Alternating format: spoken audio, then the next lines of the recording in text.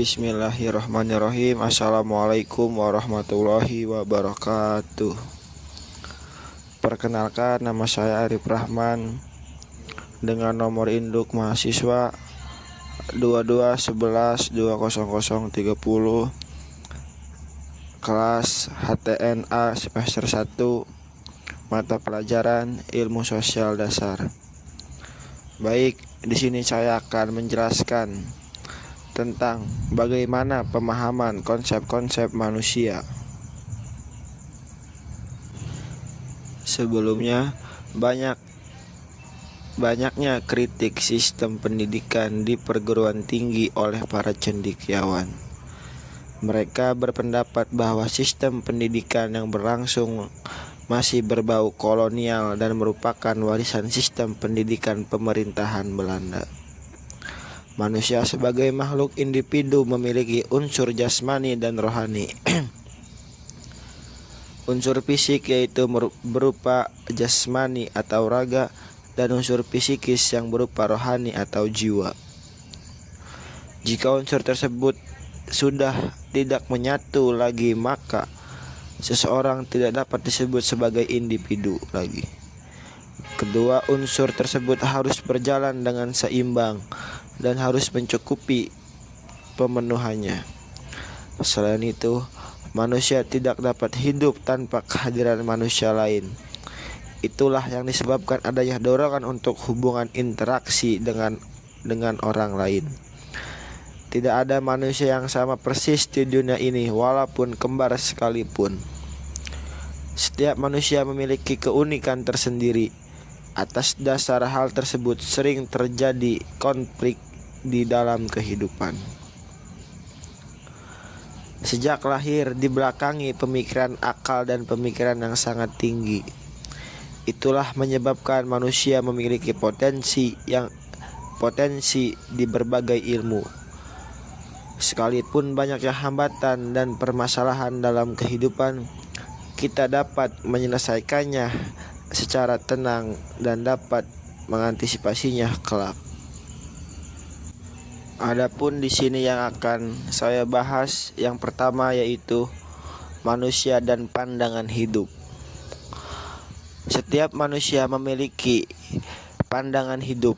Pandangan hidup itu bersifat kodrati, karena itu ia menentukan masa depan seseorang. Untuk itu perlu dijelaskan pula apa arti pandangan hidup.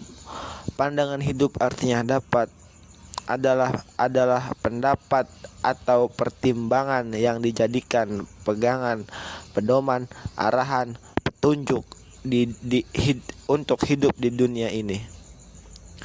Pandangan atau pertimbangan itu merupakan hasil pemikiran manusia berdasarkan pengalaman sejarah menurut waktu dan tempat hidupnya.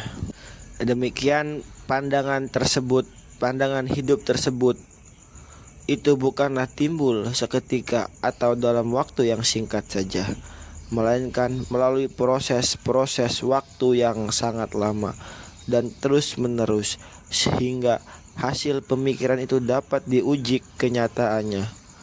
Hasil pemikiran itu dapat diterima oleh akal sehingga diketahui kebenarannya. Atas dasar ini manusia menerima hal pemikiran itu sebagai pegangan, pedoman, arahan, atau petunjuk yang disebut dengan pandangan hidup. Adapun pandangan hidup banyak sekali macamnya dan ragamnya.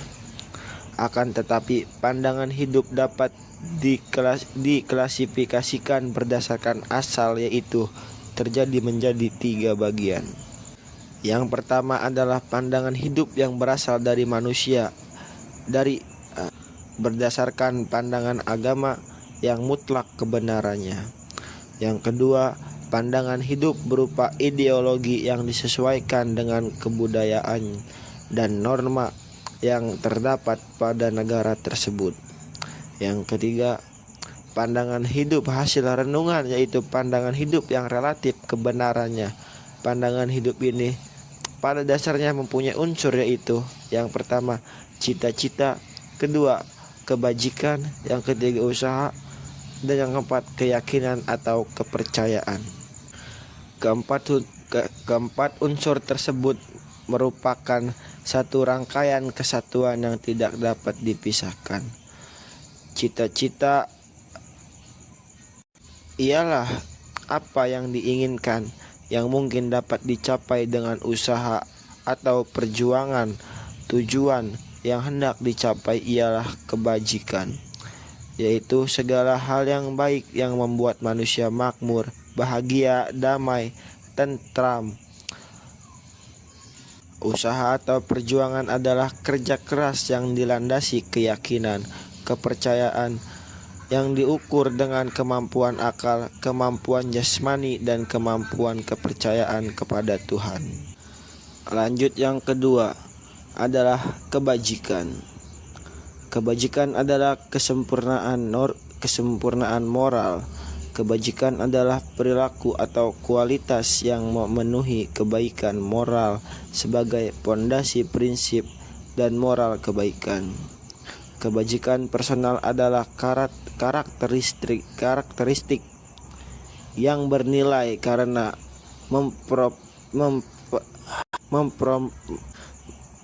mempromosikan kebenaran kolektif dan individu. Selanjutnya adalah sikap hidup. Sikap hidup merupakan sikap yang diterapkan dalam kehidupan sehari-hari, di mana sikap ini diterapkan dalam lingkup kehidupan dalam bermasyarakat. Dalam bersikap juga memiliki berbagai macam sikap-sikap yang ada di dalamnya, yaitu 1. Bersikap sederhana dan berpakaian, makanan, dan minuman yang tidak menggunakan barang-barang mahal, yang penting bersih dan pantas. Kedua, bersikap sederhana dalam belanja, yaitu hanya memberi barang-barang yang dibutuhkan saja. 3. Bersikap sederhana dalam menggunakan kendaraan dan barang elektronik. Jika masih layak digunakan, maka belum membeli yang baru. Sikap inilah yang dijadikan sesuatu norma dalam kehidupan, dimulai dari bersikap dalam berpakaian dan bersikap bersosial di masyarakat. Dalam bermasyarakat juga harus memperhatikan dari segala aspek yang ada di masyarakat, seperti sikap lingkup keluarga, dalam lingkup sekolah, dalam lingkup pemasyarakatan. Adapun saya menyarankan kepada teman-teman, kepada rekan-rekan, kepada semua manusia yang hidup di dunia ini, agar menghadirkan 20 sikap utama dalam kehidupan untuk menerapkan sikap-sikap sebagai berikut. Yang pertama itu sikap manipulatif. Siapapun yang menunjukkan sikap manipulatif ini dengan mengubah orang lain menjadi objek atau sumber kesenangan, orang-orang ini membangun atau menyusun hubungan mereka dengan motif membangun segala berjalan sesuai dengan keinginan atau harapan mereka. Mereka menggunakan strategi untuk meyakinkan orang lain bahwa mereka bertindak atas kemauannya mereka sendiri. Yang kedua, ada sikap pesimis.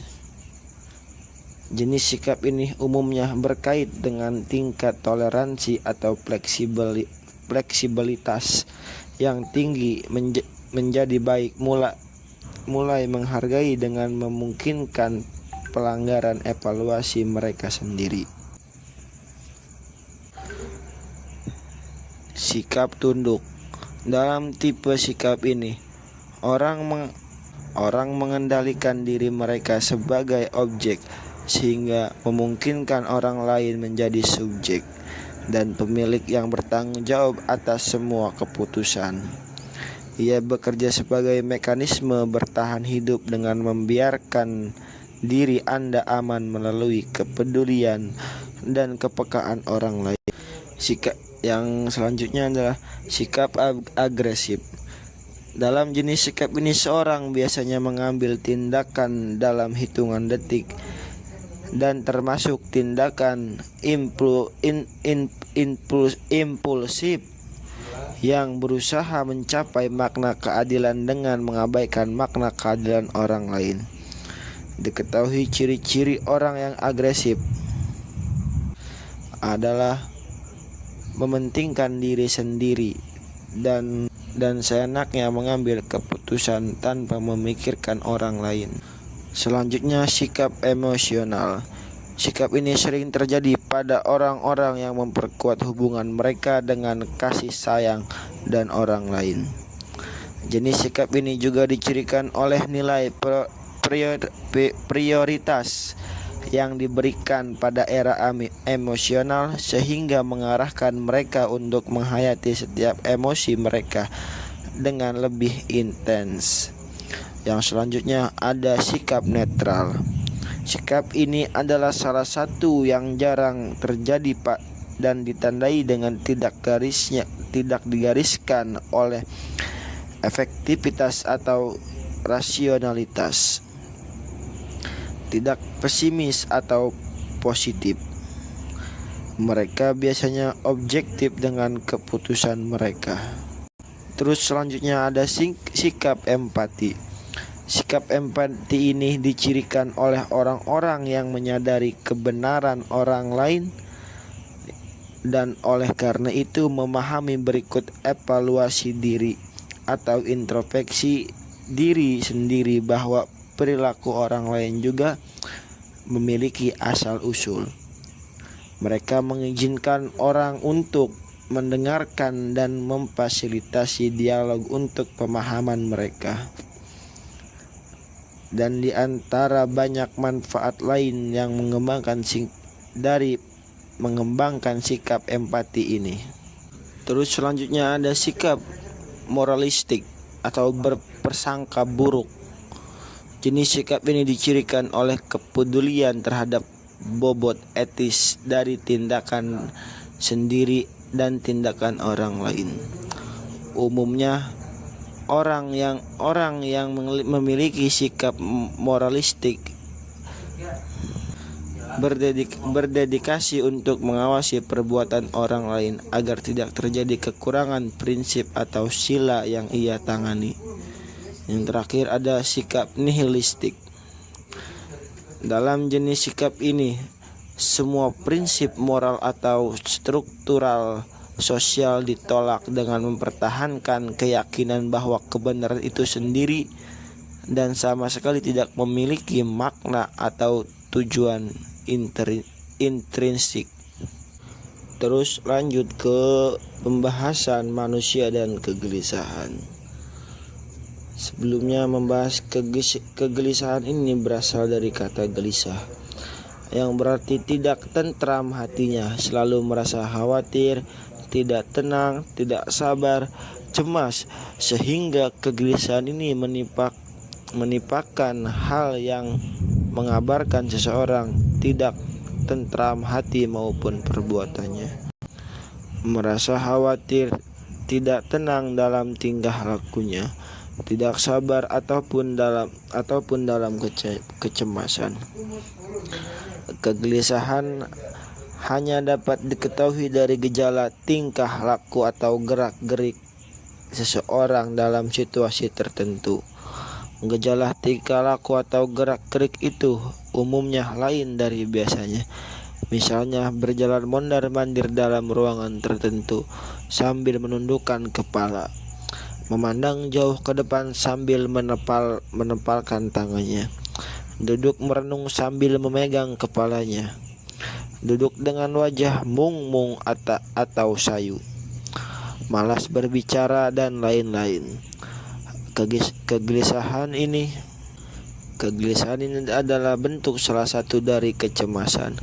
Karena itu, dalam hidup sehari-hari kegelisahan juga diartikan sebagai kecemasan, kekhawatiran ataupun kekuatan. Masalah kecemasan atau kegelisahan berkaitan juga dengan masalah frustasi, yang secara definisi dapat disebutkan bahwa seseorang mengalami frustasi karena yang diinginkan tidak tercapai. Lanjut ke pembahasan manusia dan harapan. Manusia adalah makhluk yang paling mulia di sisi Allah Subhanahu wa taala. Manusia memiliki keunikan yang menyebabkan berbeda dengan makhluk lain. Manusia memiliki jiwa rohani goib yang tidak dapat ditangkap oleh panca indera yang berbeda dengan makhluk lain. Karena pada manusia terdapat daya berpikir, akal, nafsu, dan kalbu. Adapun harapan ini berasal dari kata harap yang berarti keinginan supaya sesuatu terjadi. Sehingga harapan